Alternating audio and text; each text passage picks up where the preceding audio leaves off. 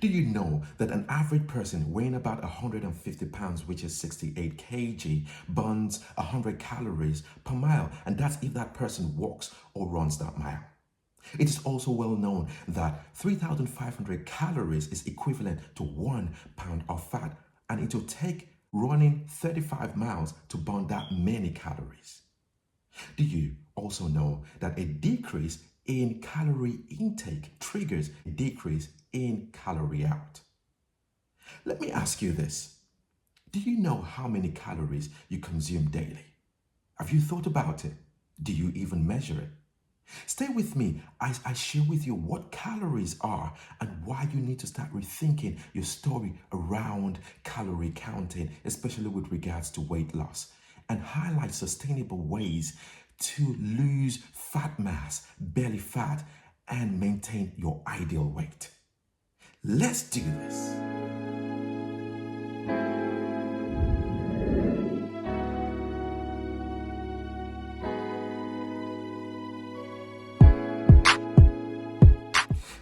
Hello, and welcome again to my channel. It's your man Yinko again, and on this platform, we make you believe that everything is possible. Why? Because it is. You want to try that?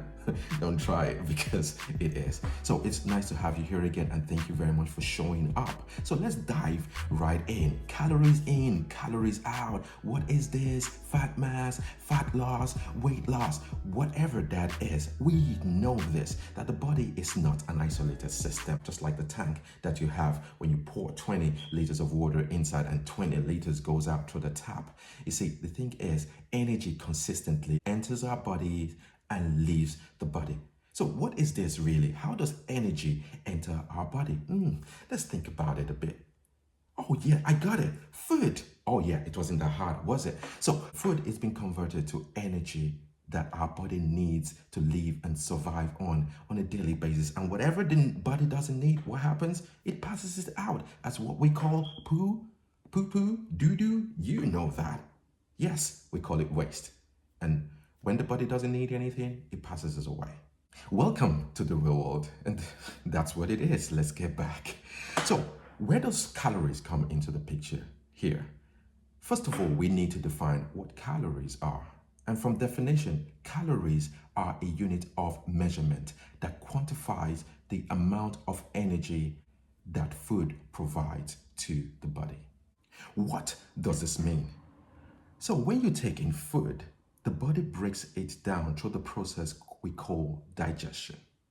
And this is converted to energy, which we now measure in calories. And as I mentioned earlier, it is this energy that the body needs to perform basic operations such as blood flow, any physical activities you're talking about, breathing, basic breathing, or any physiological maneuvers that you can be thinking about. And not to go technical here, the calories that we are referring to in this context is what we call the kilocalories, which some of you will also know as kcal. By definition, it is the amount of energy required to raise 1 kilogram of water 1 degree Celsius.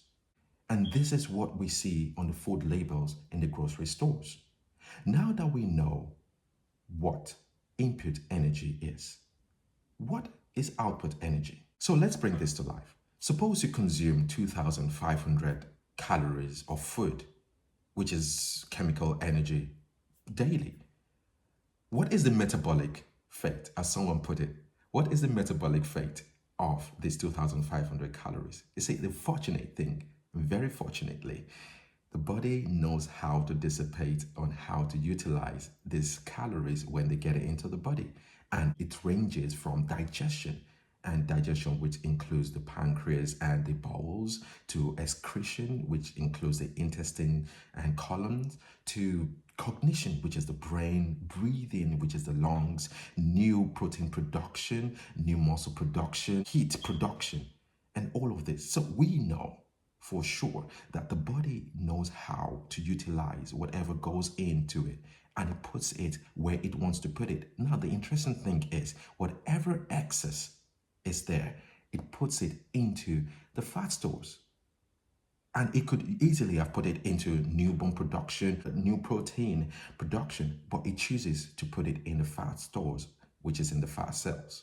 Now, why does it do this? You can ask the designer. It does it because that's how the body works. And that's how the body works. It doesn't just bring it in and just drives it out. The body utilizes it to do what it needs to do through all of these processes that we talked about, and then stores the excess. That's interesting, right? Yes, the excess calories is shoved into the fat cells in the presence of insulin. Why? Because that's what insulin does. Insulin helps you to store for the rainy day. In essence, the majority of energy expenditure is done automatically by the body system, apart from exercise, which we consciously engage in.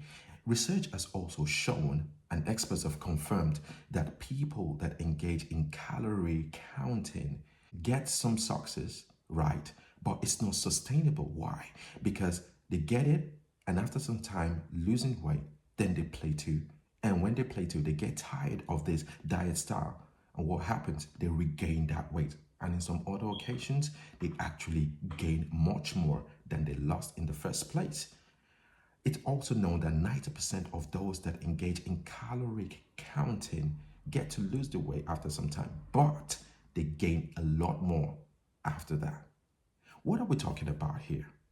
Yes, there are some upsides to it when you count calories. There are some benefits, but is it sustainable? Is it really sustainable? Is it something that you can do for the rest of your life? Because what happens is when you lose this amount of weight and then you get it back, and then you lose it and then you get it back, it becomes frustrating after some time. And you ask yourself, is this really what I want to engage myself in every time and feeling all of this frustration? I don't think so. So here's the challenge with sustainability. Number one, it's time consuming. Time consuming. It takes a lot of your time to prepare and set this up. Number two, you become so obsessed with the numbers. Every time you have to count, if it's too little, you have to change, you have to put from one to the other. It takes the fun out of this. And number three, are you really accurate? It's so inaccurate sometimes, because are you going to be able to do this for the rest of your life? Not necessarily. The good news is sustainable weight loss usually comes from building long-term healthy habits rather than sticking to strict methods that don't really last long-term. The question you'll be asking is, if I want to lose some pounds of fat now, what is the alternative approach that I can use instead of counting calories? So the first thing I'm going to say here is get the insulin down. There is no weight gain without insulin.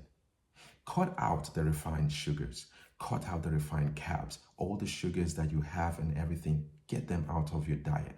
You can do this. You can also try intermittent fasting. That is periods of time where you abstain from food, and it can either be the 16-8 method or the 12-12 method or the 18-6 method. You can also do the OMAD, and there are different ways this can be done.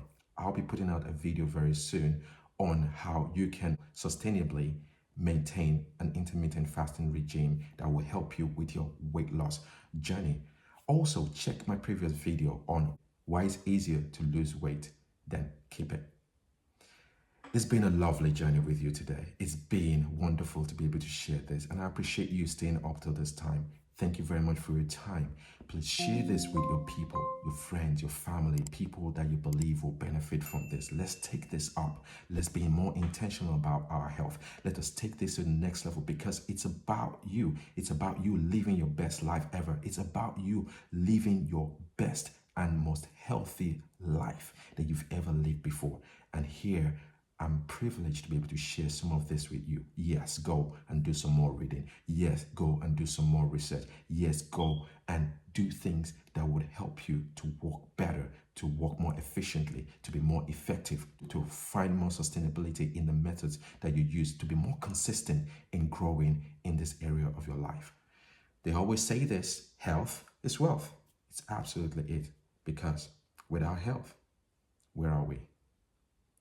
It's your man Yinka again, and it's so lovely to have you here. Let's make this happen. Live your best life ever. Have a super jubbly day, because we are born here to live life at the fullest. Have fun. Take care. See you soon.